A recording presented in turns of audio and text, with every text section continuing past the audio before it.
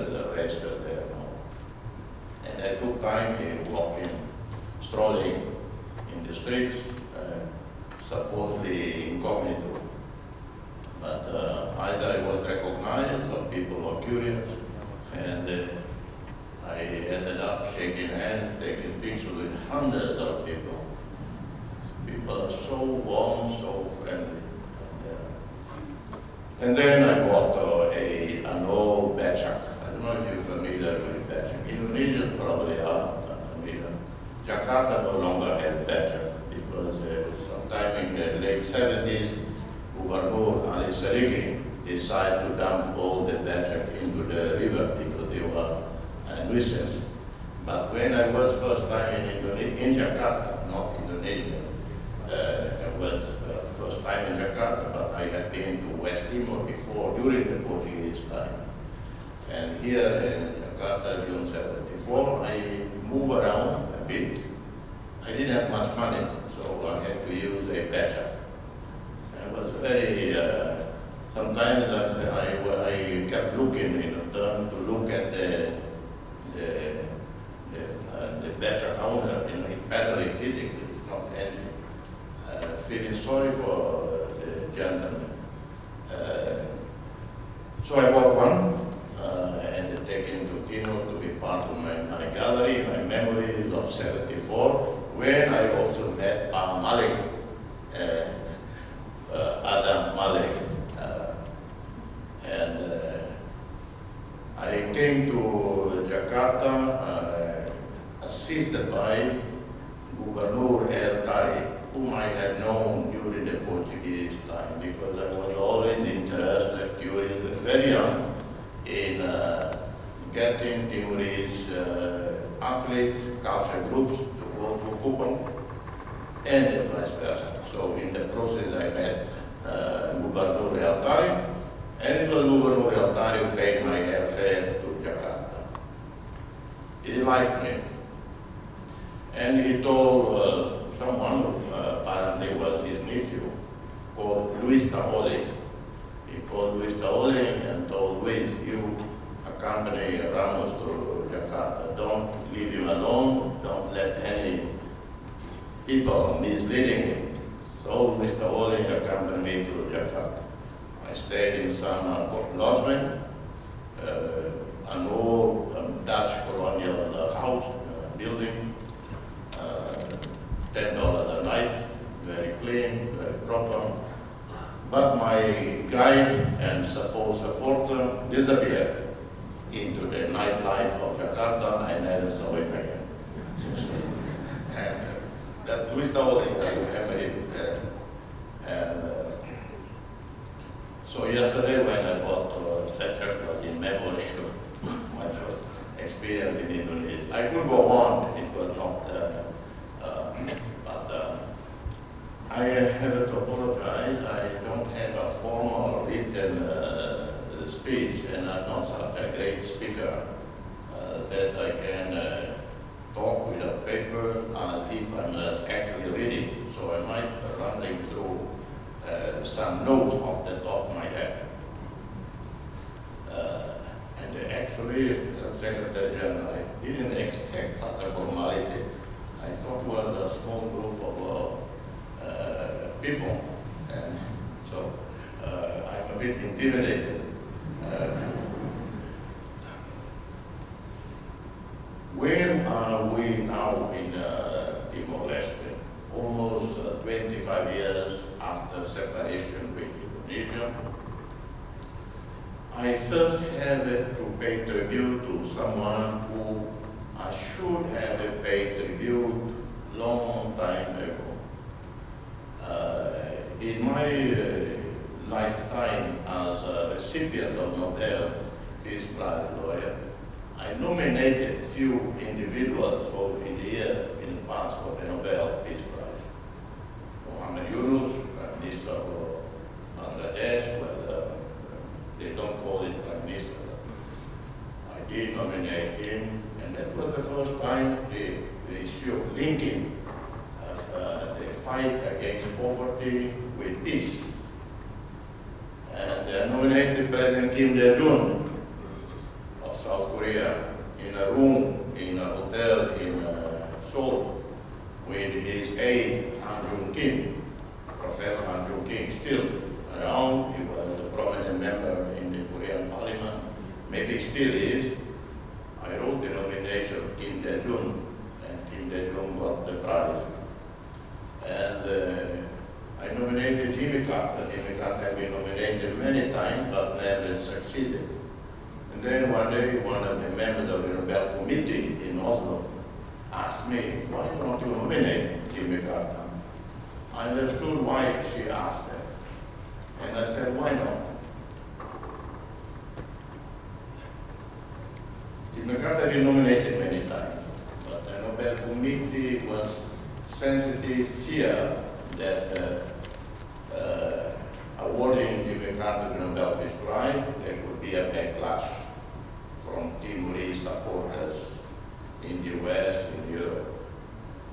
And then I told them, and that conversation happened around a big table during the banquet honoring Kim Dae-jung. I was at that table with all the Nobel Committee members. I said, I cannot judge a person because he failed in one policy. But after he left office, Jimmy Carter was dedicated to the promotion of democracy, human rights, housing for the poor, etc. So I will nominate him. I called the Carter Center in Atlanta. Please send me all the information you have. I have a good reason to believe that this time he will get it. So he did. But I failed miserably in not nominating B.J. Habibi. And until today I don't understand why I didn't nominate him. Maybe I was totally distracted. And but B.J. Habibi, as you know, a technocrat, not exactly a Sukarno, charismatic, great speaker. He was an aeronautics engineer, working many years in Germany, was called back to be Minister of Science and Technology, then called to be Vice President, and then one day history made him President. Not exactly one of those mesmerizing personalities. And the situation in 1998, is one of those situations where the military would make a coup because of the widespread instability in the country, violence, Dayak and Bougainville and Ambon and all of that. And the military would say, stop this nonsense of reformasi and stop the process of Timor-Leste. B.J. Habibi continued with Timor-Leste process of dialogue and eventual resolution and with reformasi. But that was also possible because of the TNI leadership. Because the conditions in 98, 99, 98, 99, 2000, 2001 were those that elsewhere invited military intervention. So not enough credit has been given to the TNI for allowing reformasi to continue, for allowing the Timor process to continue.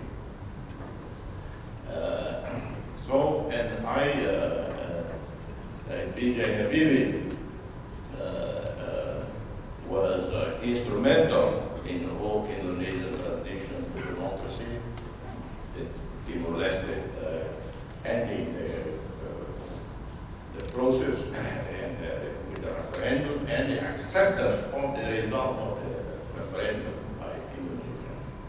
That was remarkable. It's a show of statesmanship by the Indonesian TNI as an institution, by the Indonesian society. And that's why, so when B.J. Habibi was dying, he was visited by Shananda while many Timorese graduated from Guatemala, my esteemed rector is here with Muriel Lubis, who is one of my mentors, and Dino Jalal, I think, is here. He's also one of my mentors. And although we were in different camps 25 years ago, and he was very aggressive, because Indonesian diplomats are usually very soft, very suave. He was so aggressive. In some way, we became very, very good friends. From Guatemala graduated 3,000 Timorese. Our leader, the man who is really a case study of leadership, he graduated PhD summa cum laude from Sipina University. That's what himself he said. Shanana was in Sipina prison for 8 years. Initially sentenced to life in prison, but then Suharto generously commuted to 20 plus years, and then finally free with the democracy movement in Indonesia. And it was Shanana with his extraordinary charisma, authority, credibility that told the people we must reconcile. Reconciliation among the divided Timorese families, because the conflict was not black and white, that angels were on one side and evil was another. Many Timorese, within Timorese families, within Timorese communities, political factions, contributed also to the violence.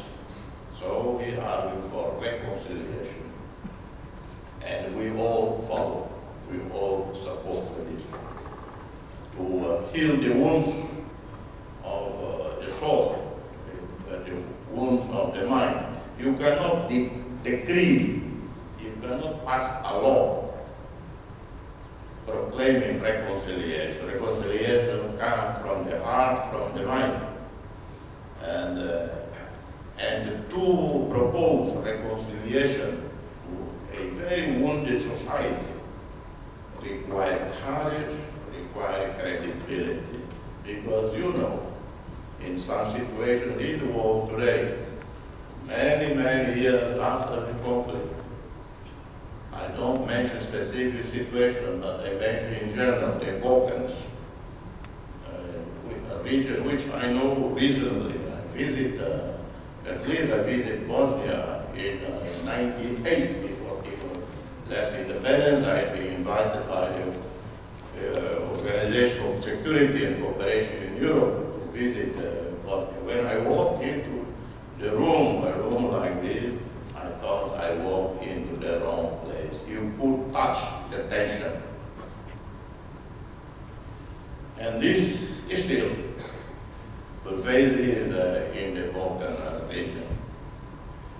And I'm not making judgments about people's feelings, people's sentiments. I'm just saying it is required extraordinary leadership, audacity, but real empathy, real understanding of the society to make that decision.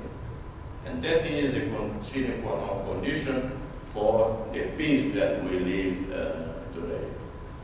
There has not been a single violent incident since independence against people who were on the other side of the trench. The political, not a single case of that. And as you know, but Indonesia responded with great statesmanship. It takes more than one person to reconcile. Take the whole community and take two countries, two societies to reconcile.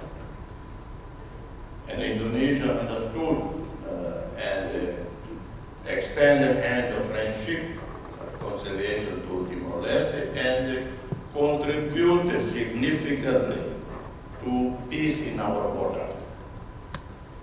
Because we have Timorese who went to the other side, wounded in their pride, in their feelings, potential source for conflict and instability in the future. But they also welcome our appeal, our gesture of reconciliation. These were the sine qua non conditions for where we are today, 23 years after independence. The country is at absolute peace. We have zero political violence. We have zero ethnic-based or religious-based tensions. We don't even have organized crime, although usually I say we don't have organized crime because generally we Timorese are very disorganized. So our criminals are not very professional. And so I think a bit out of innocence, I think, still, one day they might become quite professional. We don't have people smuggling, human trafficking, although there have been instances, sporadic over the years, in some elements, trying to take young Timorese, particularly women, to other countries. But I think that has been terminated with a strong campaign and intervention by our different branches of our police. We have a very low foreign debt, only 13% of our GDP. We have investments in about 1,000 portfolios worldwide in equities, and that's from our sovereign fund, a modest sovereign fund that was created in 2005. First, it passed a law in 2004, the petroleum law. Then in 2005, we created the petroleum fund, and then invest all the funds in U.S. Treasury bonds. We consider it to be safer.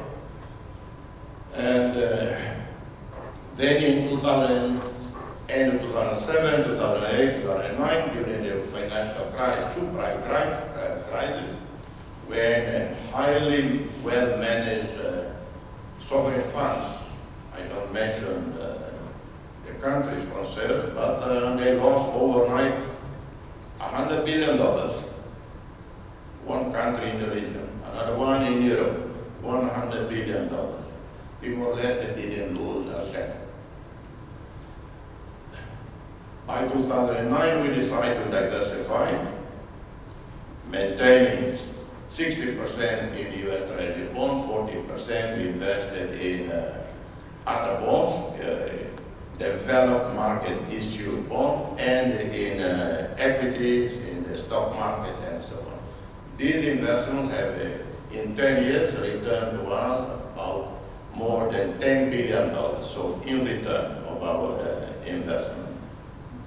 And this is from a country that has next to zero experience in international finance, international economy.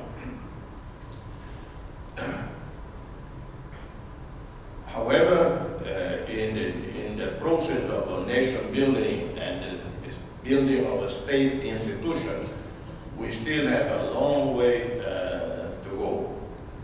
We are very grateful to ASEAN leaders who first in the Phnom Penh meeting agreed in principle for Timor-Leste to join ASEAN.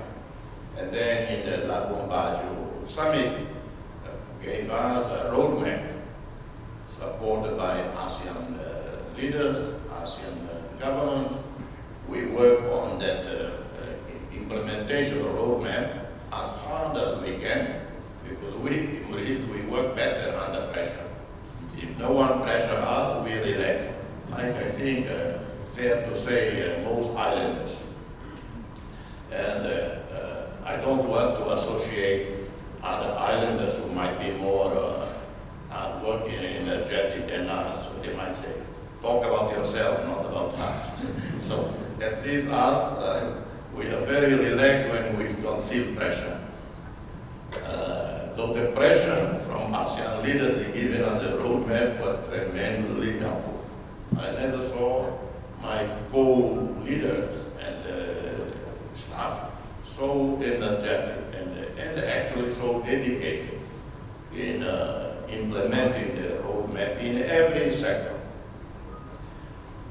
This year, 2025 and on, the government has made a priority, a national priority, investment in infrastructure. More rural roads, more rural development, better access to schools, to clinics, to the market for the people living in the rural areas. But also connectivity with outside world. We have now Starlink, submarine cable with connecting us to Australia and the rest of the world. I think basically concluded, ready. And at the same time, the contract was awarded to Indonesian state companies for expanding our airport. That is a joint effort from our side, financially speaking, together with ADB. ADB did the design. And tremendous generous support from Australia. Australia currently paying for the runway. And Japan for the air terminal. It should be ready by 2027. At the same time, in 2002, at independence, electricity was only in the capital. Today it is data from 2021, the World Bank data. Electricity reached in 2021 reached 96.1% of the territory.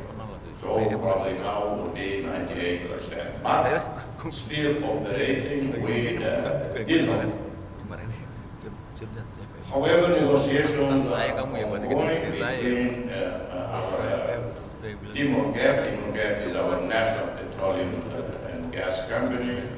We have a majority share in the Timor Sea with a joint venture, in particular Usai, but also with Osaka Gas, to develop a big gas field for Greater Sunrise. We have always advocated for the pipeline to come to Timor-Leste. There were doubts, there was a disagreement, but then Australia itself proposed an independent study. Prime Minister Anthony Albanese showed his sincerity, genuine concern to contribute towards Timor having a sustainable future, and proposed an independent study to look at the best commercial option for Timor-Leste. The study was commissioned to a consulting group from UK called Wood. The study concluded a few months ago, and literally the study confirmed Timor-Leste arguments for many years. A, that it's feasible, technically speaking, the pipeline to come to Timor-Leste. But in that regard, even the joint venture, yes, they say, now it is possible. But also the study say, of 4 options in the study on the table, 3 of which would go to Australia, Darwin, and 1 to Timor-Leste. The one to Timor-Leste offered Timor-Leste the best commercial benefit, but also, ironically, Australia derived best commercial return from the pipeline coming to Timor-Leste. So now it's taken as a given that an agreement will be signed. I don't know when, soon, we hope, I believe, because the joint venture has been in Timor-Leste, surveying the area in the south. But there are other smaller gas fields like Kudich that is also now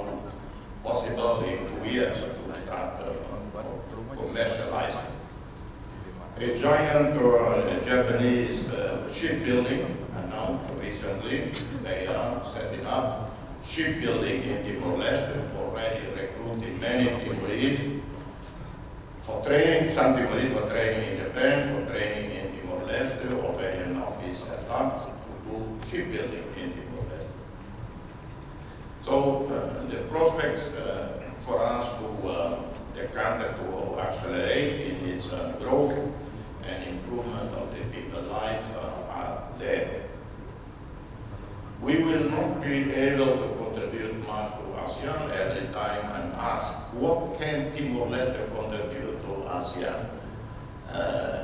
It's a bit like asking what Timor-Leste can contribute to China. Or what Timor-Leste can contribute to the United States. Well, I don't know, we sell some coffee to the United States. I don't know whether they appreciate it or not. But, so I always say, not with false modesty, as long as we keep the peace in the country is peaceful, stable, I think ASEAN leaders will forgive us for any other failures. But that's number one condition that we must keep the peace. And that is not unimportant. It means lives of the people. Absence of peace means the impact, the profound impact on the lives of the people. People who lose lives, people who are wounded, are traumatized, instability, conflict that they impact on schools, on the economy. So keeping the peace in the country is sine qua non condition for us to implement our own national strategic development plan and implement the roadmap, the three pillars, but in particular the economic one that includes infrastructure that are necessary for the country. I would like to say only a few more words about where we are in Timor-Leste. Hopefully, it seems like everything is ready for us to join ASEAN in October this year. In recent past, I said that sometimes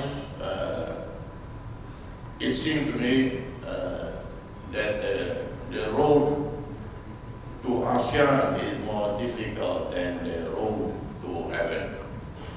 And for those who are Catholics sitting in this country, we Catholics know very well how the road to heaven is very simple. Nothing compared with the bureaucracy of ASEAN. If you have a sin, just go to the priest and confess your sin. Say a few prayers, and you die that evening, you go straight to heaven. ASEAN is so much more complicated than that. So my apologies to the Secretariat and other ASEAN leaders for making fun of this. But as it turned out, looking back, some of you ASEAN countries who kept telling us, concentrate, focus on human resources, improve human resources, educate, train, and came to us with all of these three pillars and assessment. Absolutely right. And I think a lot thanks to that pressure over the last few years that we have really made some jump into improving our public administration, reviewing, reform our laws. Laws, many of them are copy-paste from other countries. Some of the ASEAN leaders, the combined wisdom of the religions, the history, the civilizations of this region accumulated over thousands of years to create, strengthen, enhance, make conflict prevention mechanisms. Because one day I met with His Holiness Papa Francisco in Rome. We were supposed to have only 15 or 20 minutes meeting, but it ended up with 40 minutes. I did a lot of the talking. Papa Francisco was very patient, listening to me. And but I told Papa Francisco, I said, we spoke in Spanish, I said, Su Santidad, I'm so disillusioned with the global leadership. We all keep talking all the time about prevention of conflict, and we fail all the time. I don't go into details. And the Pope, he was somewhat taken aback, because maybe by his studying of my facial expression, my feeling, that I was very discouraged, ready to surrender, ready to give up. And he said, pero tenemos que continuar la lucha por la paz. But we have to continue the struggle for peace. That was the last message of Papa Francisco to me in January 24. Then he came to Timor-Leste in September 24. And as I escorted him to the plane, the protocol suggested that I stop where there was guard of honor, then on his wheelchair, he's marched through the guard of honor to the plane, but he held my hand and said, come with me. And he drove, just to make sure that I actually leave the country. So I walked with him all the way to the gate, and he turned to me and said, cuiden bien este pueblo maravilloso. Look well after these wonderful people. And he appeared in his life, and he went to the elevator that took him to the plane, and he kept looking at me, waving and waving and waving. And then I received a beautiful letter from him after he returned to Rome. And someone stole the letter in my office. So by hand, the letter disappeared. A beautiful letter, and it's the original. I don't know how a letter can disappear like that. So I leave it with the mystery of a letter disappearing in my office. Excellency, I was told, I asked repeatedly, how many minutes do I have? I was told I can, there was no time limit. I think there are limits to people's patience and people's attention. So I stop here, and my apologies for not bringing a proper speech. And I thank you, Secretariat, for the magnificent work you are doing. The great work Indonesia is doing with our colleagues. And last but not least, please convey my warmest greetings to my friend Anwar Ibrahim and his delegation, and to all of ASEAN, and to Cambodia and Thailand for the expeditious manner in which the ASEAN intervened and the of ASEAN. Thank you. Terima kasih.